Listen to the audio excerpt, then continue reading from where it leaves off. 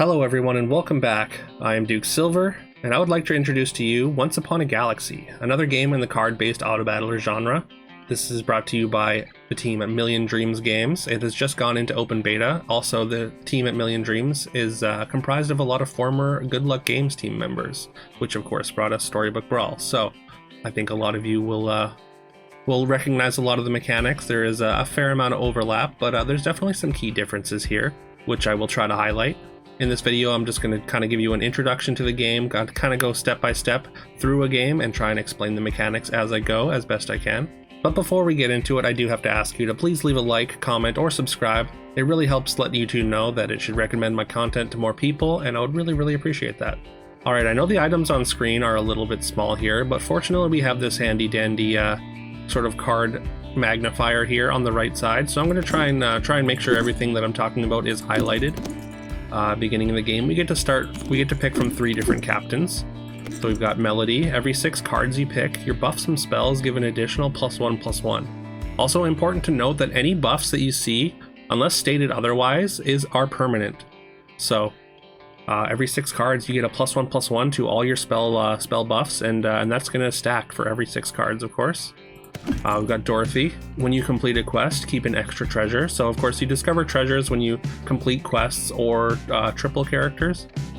And by triple, it works a little bit differently. Instead of having to find 3 copies of the character before it upgrades, instead each copy you find after the first copy will upgrade it. So we start with a bronze version of characters, and then we move to a silver version, and finally a gold version. The gold version will get you the treasure. And of course the quest characters is a sort of returning mechanic from Storybook Brawl that we've seen. Basically the character will have some kind of marker on them, and it'll describe how to fulfill the quest conditions, and then you'll be able to discover a treasure that way. Alright, and finally we have Professor Who's Who. So you get a bonus spell each turn, starting on turn 3.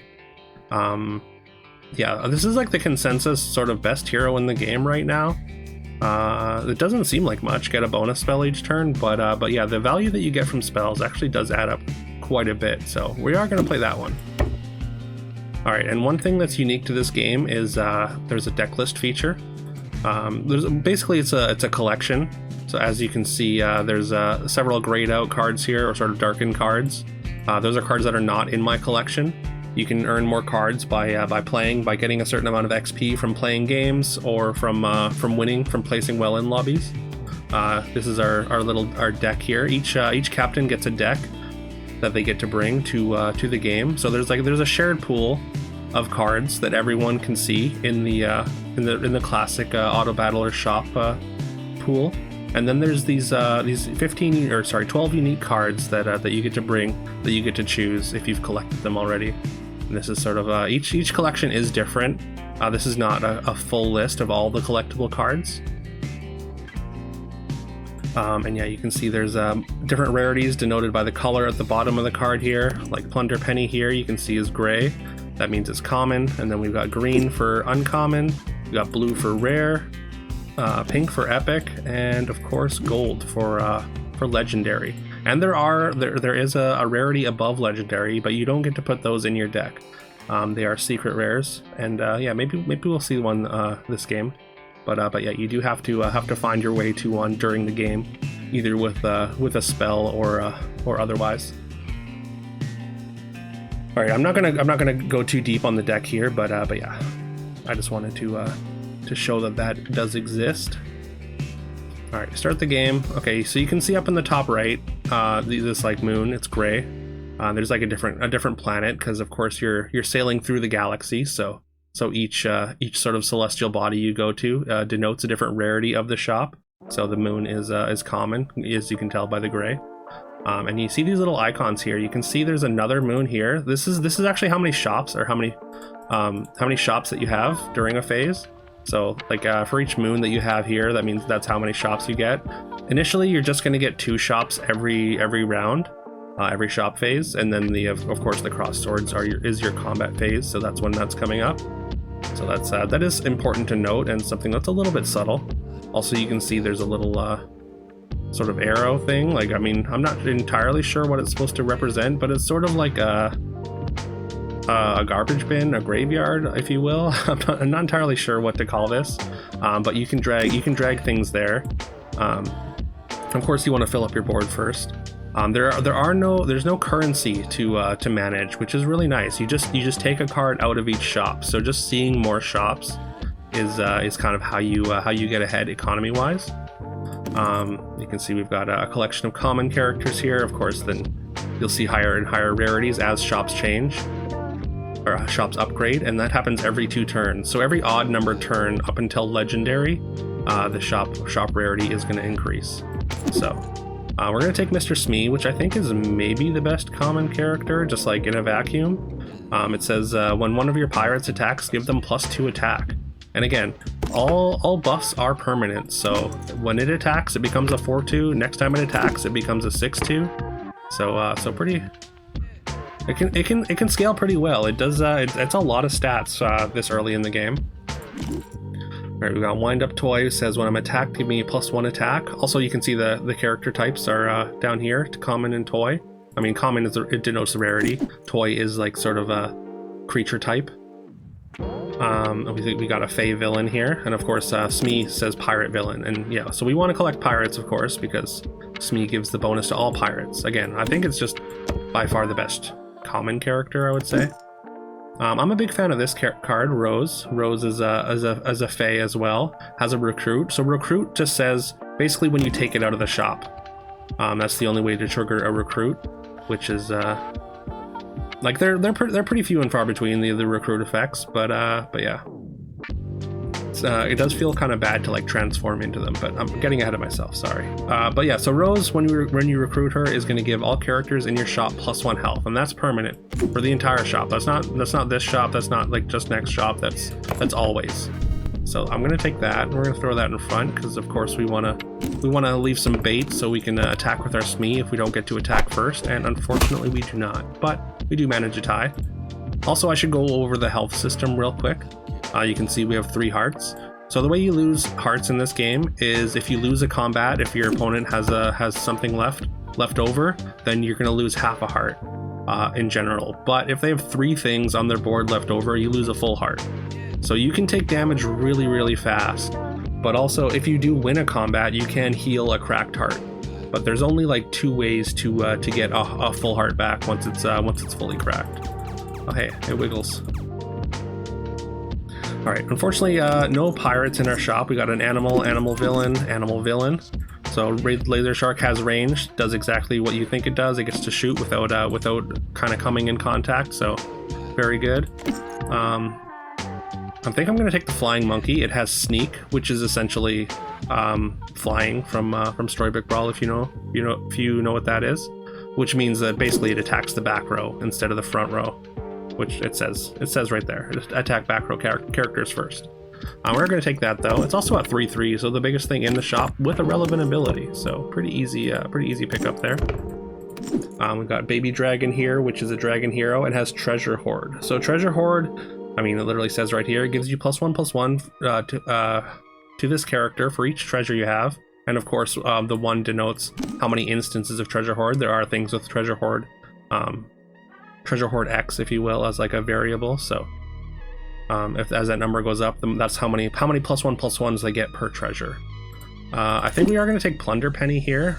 Because of our hero power, we get bonus. We get a free spell every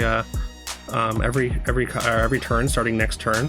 Normally the spell shows up right here, but spells don't show up for the first couple shops, just for the first 2 shops. And yeah, you can either take the spell or the character. That counts as your full shop. So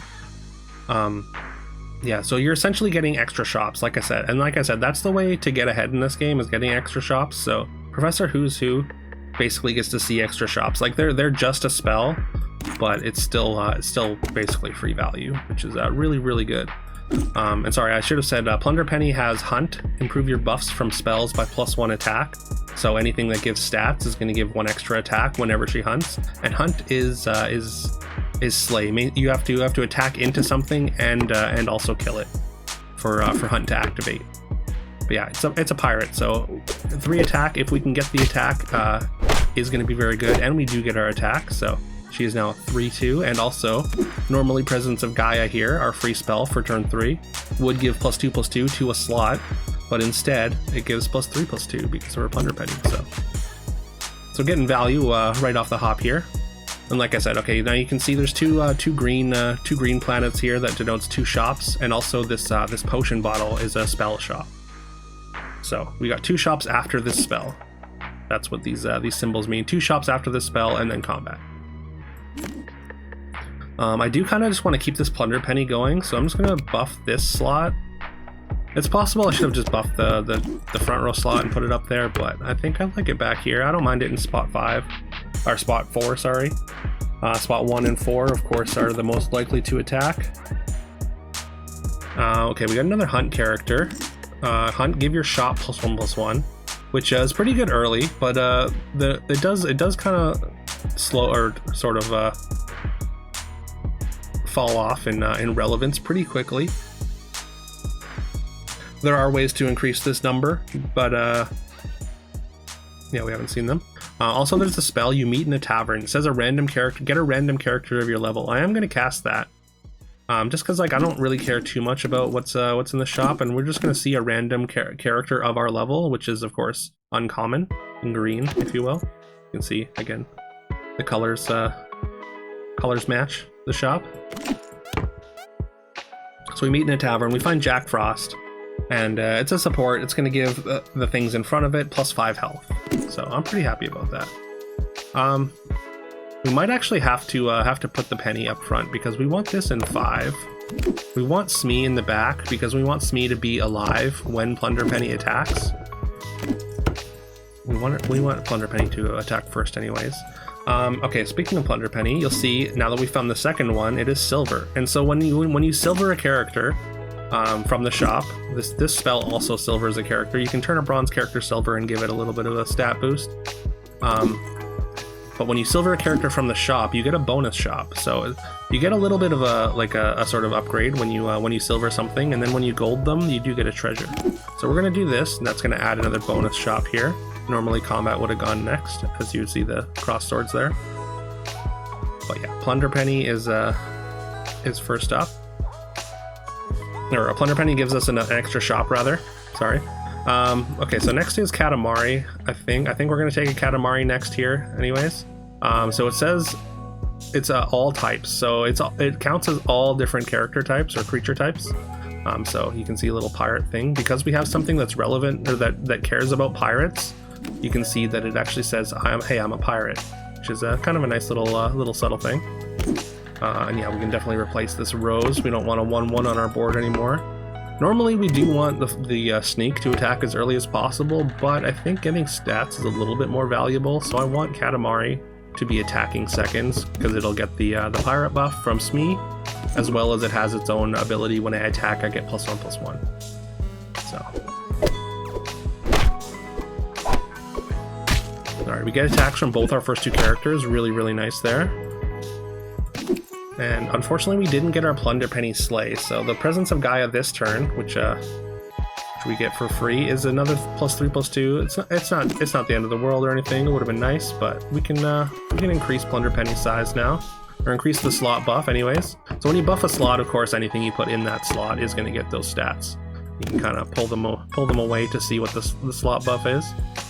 We got a Silver Jack Frost, which is probably going to be the take here, but we've also got Chaos, which is a fun one. It says recruit, cast a random spell, so you just get a random spell shop like we did at the beginning of the turn. Which, with Plunder Penny is really nice, and taking the initial one, you're just trading it for a random spell, which is fine, but like the real value in this is taking the second one, because getting a Silver Chaos out of your shop gives you another free spell plus a free shop for silvering it, which is really nice. And yeah, we're just gonna go for the Jack Frost Silver to see an extra shop here. We got a couple more uncommons. We could just take the spell to go another +3/+2 onto the Plunder Penny, or we could take Captain Ahab, which is another pirate and has a quest. So this is a quest character, of course. It says I hunt the last remaining character. So If there's one character left on the opponent's board and Captain Ahab does attack and kill it, then you get the quest. It's a little bit tricky to get this one. You kind of have to rely on RNG, but like, I mean, it can, like, combat can just work out in your favor, so it's like, it's not bad. But also, then we would have to replace Smee here. I do kind of like having Smee here. Again, buffing our two pirates in slots 1 and 2 here. I think I'm just going to take the spell. Ahab is bigger than the Flying Monkey as well, but I think this just gives us our board, make our board a little bit bigger, and it's also a permanent piece of stats that we can use later on. So very valuable, since we're not going to be replacing the stats on the slot. We get another silver character in the shop here, and that's going to be Rose. So we're going to get another bonus shop, and also our shop is going to get another +1 health. So we're happily going to take that. And then there's Pan's Shadow. Pan's Shadow has a recruit ability as well. Says buffs from Fae give an additional +1 attack for the rest of the game. So any Fae that's giving any amount of stats, Jack Frost here, +5 health, is giving +5 health to the things in front of it. So I'm going to take this Pan's Shadow, and that's going to buff that by 1. So now it's a +1 +5. And that's going to apply to anything that's a Fae. A Katamari, also notably a Fae, because it's everything. So Katamari, very, very versatile. Alright, we get attacks from both our first slots again. Really, really nice. And we're going to win another combat here. Our free spell this turn, give a character +2/+4. I mean, Plunder Penny is really nice. I mean, just like being able to continue to scale our spells is really, really nice, and something I like to kind of go all in on. So I think we're just gonna give it to Plunder Penny. I mean, it is a common character, so like we're not gonna get like a great treasure out of it, and like the effect does kind of again, it kind of becomes irrelevant later on, but for now, I think it's very good. So we got Down Came the Rain as our spell, +3/+1 to all 3 front row slots. That's really nice. We've also got some rare characters now that we're in our blue shop phase. And Bunny is kind of fun. I mean, it's just +4/+4, but it is a pirate as well, so it's going to get the Smee buff. So yeah, and the +4/+4 is a pretty big chunk of stats if you can get slays consistently. And then we've got the Dreamer. Says when I attack, I deal 1,000,000 bonus damage. So it's pretty much it'll pretty much kill anything. I say pretty much because numbers can get over 1,000,000. We probably won't see it, but it does happen in rare instances. And then there's also Rudolph the Red, which is another quest character. When you summon characters with 50 total stats, so if you summon something that's like a 2/2, it's 4 total stats. And then it ticks down until you get there. This one's really hard to get done, just because like you're like early on, you're not summoning that many stats, and it's pretty weak by itself. So the games move pretty fast, as you can see. Again, shop rarity going up every 2 turns means that things start to scale very, very quickly. So having to have this on your board for an extended period of time is not exactly great. I think I'm leaning towards the spell here, because Anne Bunny wants to be attacking first, the Dreamer wants to be attacking first, but I'm kind of decided Plunder Penny is attacking first here. And this is this is permanent stats for anything that we put on our front row, so not bad. Alright, our first gold is really nice. I would really love to take Two-Headed Wizard. This is one of my favorite cards. It says recruit, next time you cast a spell, cast it again. And also has when you cast a spell, it gets +2/+2. So this also scales really well with our hero power, because we get a free one every turn, of course. But we can't really pass up a treasure. Treasures are pretty powerful. Usually they give you something to sort of build around, or they just give you like a good amount of stats on your board. And also gold characters, you can see this +1/+5. The gold version is +1/+10 because it doubles. Most gold things do double their effect. So we're gonna go with that here. Again, that's gonna give us a bunch of stats here, and we get an uncommon treasure selection. So of course, whatever character you gold, you get that level rarity of treasure. We got some good ones too. The Merlin's pointy hat is probably going to be the pick here. This says buffs from spells, give an additional +1/+1. We're already buffing them with Plunder Penny, so that's really nice. And also, you increase that buff whenever you recruit a mage, and I kind of want to recruit mages anyways, because we're casting spells, so. Genie's Lamp is a very close second though. Double the next 3 spells you cast, really, really good tempo. Or you can use something like a spell that transforms characters into a higher rarity. You can like double up on that to get really far ahead, or double up on a combat spell just to guarantee you win a combat. Piping Hot Pie is not bad either. When one of your animals is KO'd, give it slot +2/+2. If you have a decent amount of animals, this adds up pretty quickly. But again, I think I'm just taking the Merlin's pointy hat here. Shrink Tea reduces 1 character on the opposing side to 1 health. Ooh, we win. It was a pretty close one. Even through the combat spell from the opponent there, and we get our own Shrink Tea here. Unfortunately, it doesn't give us any stats, so we're not getting any Plunder Penny or hat bonus. All right, we've got Punxsutawney Phil says farewell. Farewell is just when this character dies.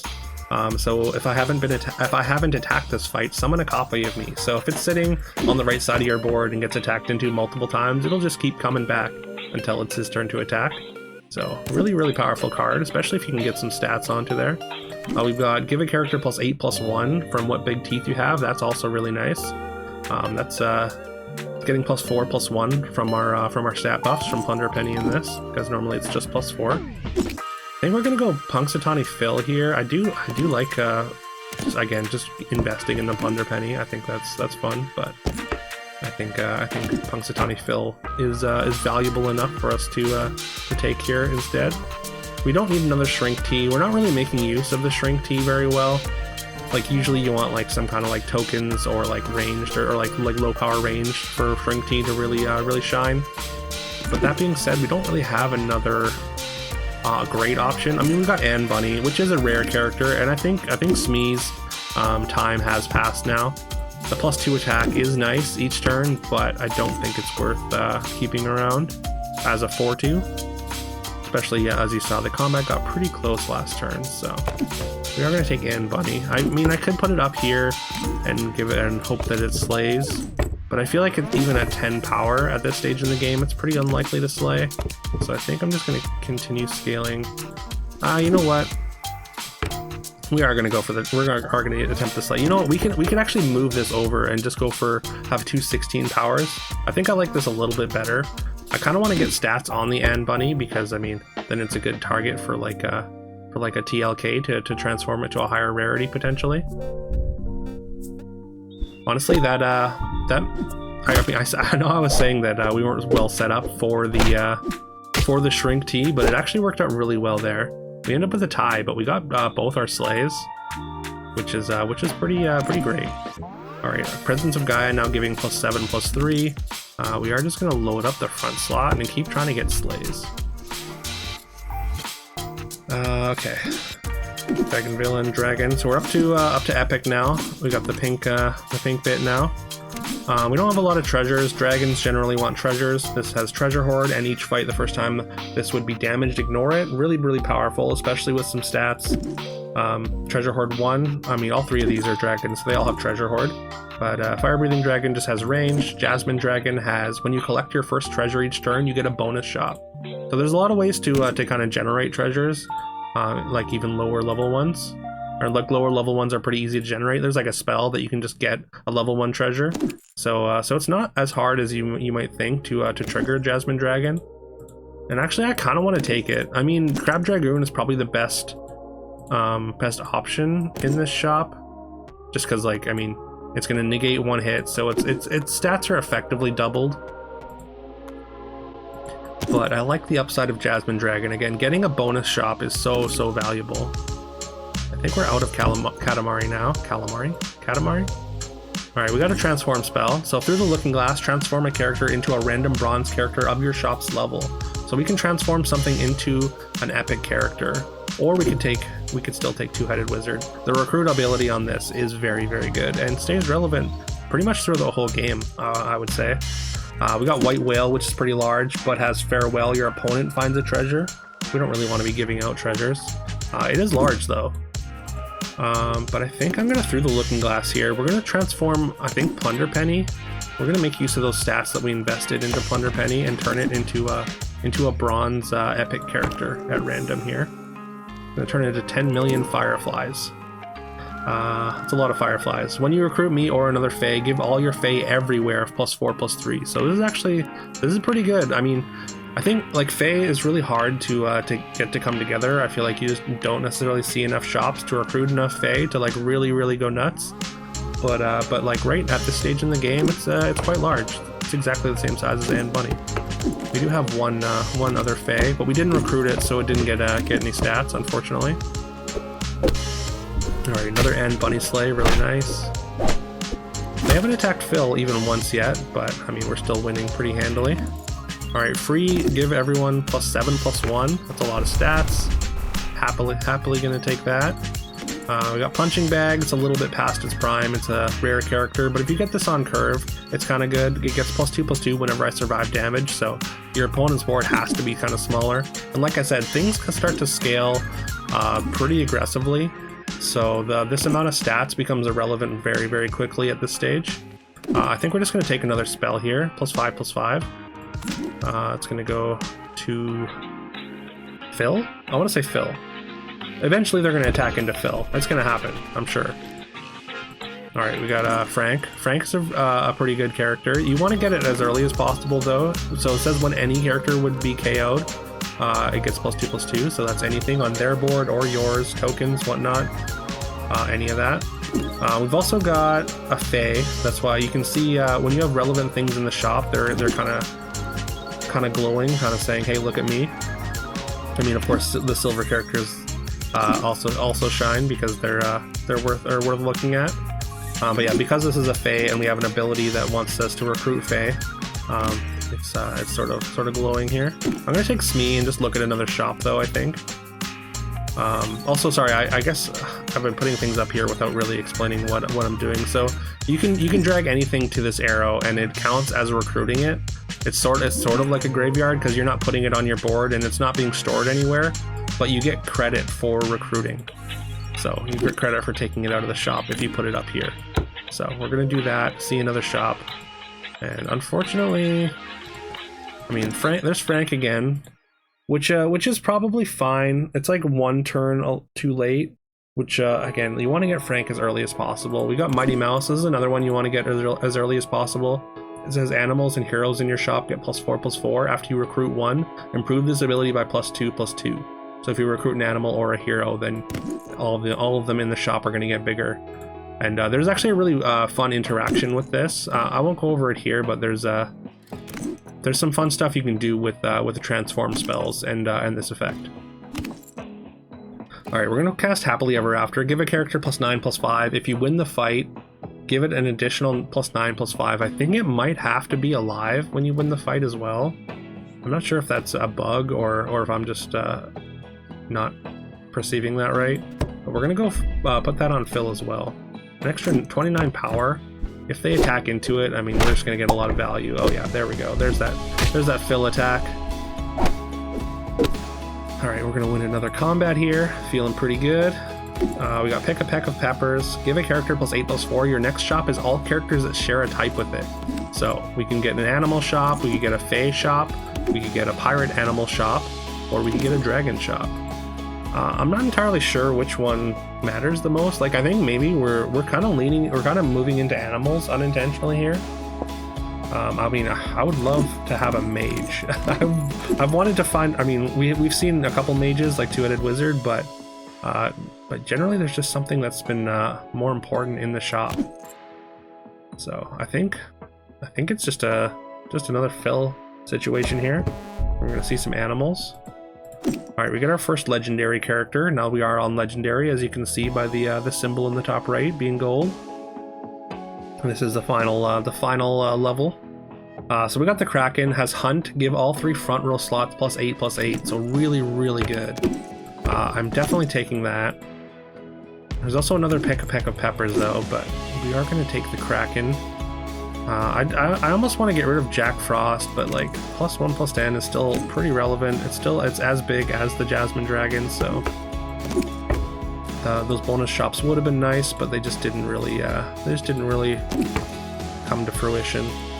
I think I'm just going to cast the Silvery Moon. It's going to give extra stats to our Kraken and also silver it. And silvering your legendaries is quite good. We could take a second one, but that means the next time we see one, it is going to give us a legendary treasure, which are very powerful, of course. So yeah, we're going to silver there, get Kraken up to 40. Unfortunately, Hercules attacks into it immediately. And Hercules, this card is this is a collectible, and it's also probably the most broken thing in the game. Basically, when it says when I hunt, it gets a certain amount. I think it starts at +20, and then when it hunts, it doubles the buff as well. So this is how you get over 1 million stats is Hercules. There's like one or two other ways to like get up to 1 million, but yeah, this was an extremely unfortunate combat. Okay, our free spell is Mixo Macho, so that means whatever we cast this on, the stats are going to match whatever is in the mirror slot, or the slot that's in the same spot on the opposing board. We're gonna go on the Kraken here. Because generally slot 1 is where people put their biggest character in general, because I mean they want like a hunt or something like that, and also Mixo Machoing here means almost no matter what our opponent has on the other side here, we're hopefully going to be able to slay, because hopefully we'll be able to match it, unless of course they have more toughness than health, or more toughness than attack, sorry. We're going to take Pumpkin Spice Latte, which is heal a cracked heart, see a new shop. Really good, really nice when you're just down half a heart.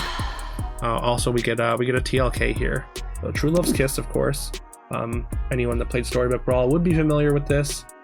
Like of course we kind of want to use it on the legendary character, because there are secret rare characters in the game. But I think we're just going to put it on the 10 million Fireflies. Although, like, relying on Kraken to slay is also, like, it's not necessarily a great game plan after missing the first one. So, you know what? I'm actually going to abandon the Kraken. I mean, the fact that the silver is a little bit rough, because, of course, you can't really find secret rare shops. So, finding the golden version is near impossible. But there are spells that can turn something from silver to golden without getting a treasure. But yeah, we're going to do that. We're going to get a secret rare here. I mean, we're going to show off a secret rare anyhow. Doppelganger. That is interesting. So it says, farewell, clone the enemy that KO'd me. So this is going to be really good against the opposing Hercules. And the way this works, it doesn't permanently transform itself into that character. It just basically, whatever attacks into this and kills it, or whatever this attacks into and dies, you're going to get to summon a copy of that, essentially. We're going to go with Merlin here. Merlin is the card that we really wanted early. It says when you cast a spell, give your characters +5/+5. Just really powerful, especially with a bunch of free spells. I think we're finally out of this Jack Frost now. I think we're gonna put Doppelganger here. The Mixo Macho is still on the Doppelganger. I wonder if it shows the target now. But you can also see your spell stack in the bottom right here. Those can wait. I guess since we transformed, it didn't. Otherwise, it should have been a 30/30 there. Anyways, we lose the fight, unfortunately. Guardian of the Grove provided opponent's board with a little bit too many stats. So I guess transforming the Kraken took away the Mixo Macho, which I didn't think that's how that worked, but I guess it does. Because I'm pretty sure the opposing board was a 30, or opposing character was a 30/30. We're gonna go with a double here. Double, really powerful spell, especially in multiples. You give a slot +7/+3 first, whoops, and then you double its buff. So because we've got 16/8 here, like you can again check your slot buffs here, but 16/8, so that's gonna go up to 23 and then go up to 46 attack. So that's gonna be a lot of stats. And if we can find another one, then of course that's gonna double it again. Mirror Mage is also really good. This lets us cast multiple spells. We could also take this to see a bonus shop and potentially have an epic treasure if we can find it. But this is also a mage. We are going to lose some stats, but if we can just get like If we can even cast one spell this turn onto it, sorry, it says when a spell's cast on me, cast it again on another random character. That's gonna just like an extra spell cast. Unfortunately, we don't get that. We do find Midas Touch, which I think we are going to take. Titania, also pretty good. Just like get some decent stats on board. It's a Fae. Each fight, give the characters in front of me +1, +20. So those are permanent stats, by the way, which is really nice. Yeah, I'm just going to Midas Touch the Doppelganger, turn it gold. I'm pretty sure it should copy 2 characters. I want to say that it's going to clone 2 characters. But I mean, we'll see. Clone the no, never mind. It doesn't clone 2 characters. that was wishful thinking, I guess. It just gets a little bit of stats, so that was supremely disappointing. All right, opponent is casting a couple spells. Fortunately, combat spell.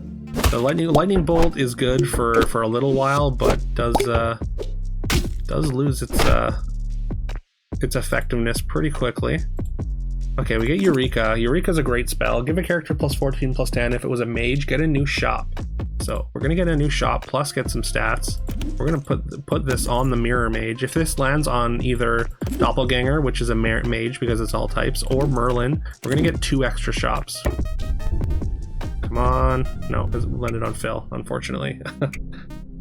But we still get 1 extra shop. Ooh, and we get a Silver Merlin. So we're working our way towards a Legendary Treasure, and also Golden Merlin gives extra +10, +10 instead of +5, +5. We can cast another targeted spell with Grow Dough on Mirror Mage here. Also, Mirror Mage has a quest, which I kind of glossed over. So if you just have to cast 3 spells on Mirror Mage, which you want to do anyways, and then it's going to cast on another random character. Also, we can move Mirror Mage to our slot 1 here, and even though this targets the slot, it's still targeting Mirror Mage, so we are going to get that twice. And also finish the quest here. Okay, we could go when you hunt, give your characters +3/+3. We could have a Legendary Treasure next turn. That's really nice. Or we could have Boots of Magic Find, which I think we're going to take. So this says when you discover a treasure, the left one is a rarity higher. So this is we're going to get to basically see one treasure that's a rarity higher, which is doesn't sound like much, but it is actually quite good. Alright, I think we're just going to continue casting spells on Mirror Mage, getting these double triggers from the Merlins. And yeah, I mean, our end bunny's pretty big, but we do need to move on from that relatively soon. We really needed to attack into Hercules there to have any shot to tie or win this combat. Hey, we still tie, never mind. We did have a shot to win it. Or shot to tie it at least. Alright, just give all your characters spell. Okay, we could see 1 uncommon treasure with this, which is probably fine. I mean, honestly, taking this spell might be just more stats though. I think I'm gonna look at a treasure. Sword of Valor. One of your heroes attacks, give all your characters +1/+1. All right, that's not great. Immediate regret, but that's fine. Well, I mean, we'll take the uncommon treasure. It's not great, but we do get to find Merlin still. So we're gonna get to see a secret rare treasure, and of course we're gonna take Doubling Cube. I guess that we should look at the Statue of Olympus. Each fight, cast a lightning bolt. It does I think 15-20 damage maybe. When you cast a combat spell, give your creatures +2/+2. It's not too bad. I mean, it adds a little bit of stats. I mean, it triggers Merlin for +10/+10, so like this is a pretty serviceable treasure. But the secret rare, your golden characters have double attack and health with 2 golden characters already, and also ways to grow with Merlin. Then yeah, this is a no-brainer. We do need we got lots of health left, so we have lots of time to grow and find more golden characters as well. But yeah, that's just gonna double stat growth on these 2 golden characters.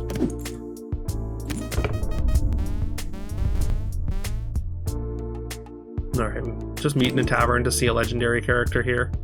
None of these are particularly interesting. Wicked Witch is a good scam character. has range, and when I attack, reduce that enemy and the ones next to it to 1 health. So this is like it's pretty strong, but we got a decent amount of stats. I don't think we need to audible into scam here. We're just gonna cast our spell. See a legendary character. Probably not take it because it's too small compared to the rest of our board. But we do get to bank it. So next spirit dragon we see is going to be silver. Once again, we could silver something. Maybe I could silver the mirror mage and get 2 silvers and then try and get our board gold faster. Or we could take Wizard of Oz, which is plus 60. So it's +2/+2 for each spell you've cast this game, which again, we've cast 30, I guess, thanks to the mirror mage and all our free spells. But that's certainly not nothing. Am I willing to get rid of Anne Bunny? It's about the same, like it's 120 over 2 characters. Actually, or more, because Doppelganger summons stuff. Phil can keep resummoning, so I think we do go for it here. Stroke of Midnight transforms something into a level 1 character. That does nerf our board significantly, although apparently we're just going to trade Doppelgangers with this opponent back and forth for the foreseeable future. Okay, we're good here. We win the Doppelganger war. Pretty handily too, with 4 characters. That would have been dealt a full heart of damage. Also, once you're down to top 2, all combats do a full heart of damage. I know we're not quite at that point yet, but we're gonna throw Nessie. Is just literally just a big animal. Also, look at the golfers on the back. I love that art. Okay, Guardian of the Grove. Whenever an animal attacks, one of your animals attacks, give all your animals +5/+5. Really, really strong. We're not animals though. We do have 1 animal, 2 technically, but we're just gonna Giant Growth on our Mirror Mage, get those extra spell casts. That's scaling up with our Wizard and our Merlin. Over the Rainbow, double the attack and health of the next character you recruit. So this won't trigger until you take something, which is pretty good. Also worth noting that you see the size of the character on your board, of course. So it's going to be that size in the shop. So if you do this and you find a silver version, it's going to be really large. Maybe we'll get to see that, but. That is a Hercules, and once again we get combat spelled here, but our Doppelganger did turn into Hercules. Unfortunately, it wasn't quite as big enough because Hercules slayed and is getting absurdly large. Well, we get another double though, so we're gonna get to double up these stats once again, and also it's gonna go on another slot. Another Mirror Mage. We get the Silver Mirror Mage. And yeah, you can see like it's only a 205 181, but the one in the shop, because of the over the Rainbow, is doubled. So we're absolutely going to take that and get it very large. 412 376 plus the buffs is quite large. We get another TLK though, so that is actually I almost want to hit the Merlin because it's a gold legendary, so we could get a gold secret rare. I'm not entirely sure what we're looking for at this point out of the secret rares. I mean, I guess this is a lot of stats with the Mirror Mage. It's really tough. Also, we've got 72 from the Wizard of Oz. You know what? We could live without that, I think. Let's TLK the Wizard of Oz. Get another secret rare here. All right, we get Echoing Fae. So any stats gained on the rest of our board, Echoing Fae is also gonna get. And we're just going to cast this. That's going to be a couple spell casts and see how large the Echoing Fae gets. If we could get the Echoing Fae up to gold, then maybe we could do something. I think we're going to put Doppelganger up front because apparently opponent has decided that they're going to get greedy here and hope to just get a bunch of Hercules slays. Actually, this works to our advantage because if the opponent, this is asynchronous, I should say, so there's not an actual live opponent there, but apparently at this stage in the game they sold their entire board and just tried to play Hercules, so we can really take advantage of that fact. I'm sure they got a really big number in the game that they played that this is a replay of, but again, we can abuse the fact that they decided to get cute here. Alright, we threw the looking glass on Phil. Phil is great and all, but we don't want to give Hercules more slays or anything.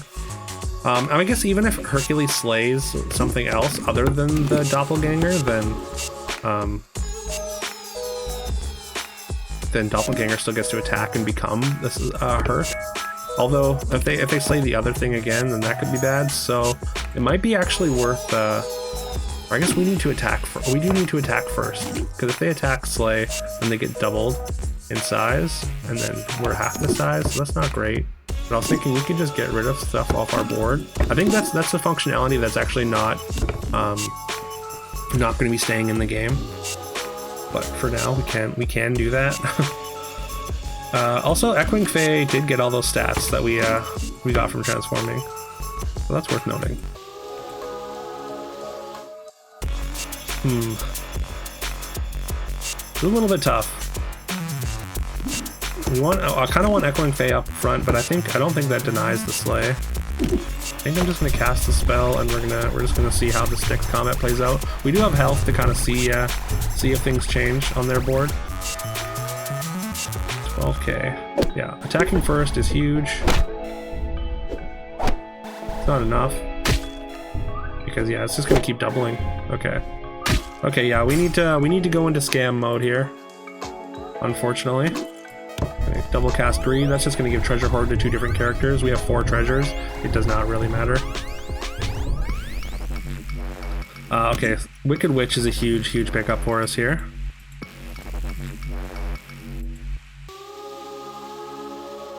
So yeah, basically, I think I need to just throw this in the back. This doesn't matter at all. So maybe we do this. I'm gonna Eureka on the Mirror Mage and try and see a couple extra shops. We want to find a Medusa. Actually, Katamari would be good because we want to find a treasure that lets us attack first. That would be ideal. Unfortunately, none of these are treasures. The spell doesn't really help us either because I don't really want to transform anything. I don't think. So I need to attack first and have them attack into this. I think I might have to just get rid of these. It feels weird. I've never done that before. We'll just take this, I guess. Oh, there's a Eureka. Just see another shop. Oh, Shrink Tea's perfect, actually.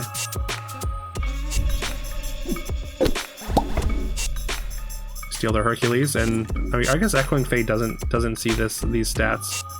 It's just the ones from being buffed by the slot buff.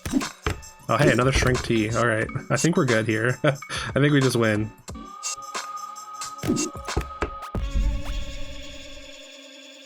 We can also take Stinky. Stinky says when I'm attacked, deal that much damage to a random enemy. So, I mean, if they attack here, we're pretty good. We're pretty lucky with our attacks here. We get to attack first each time.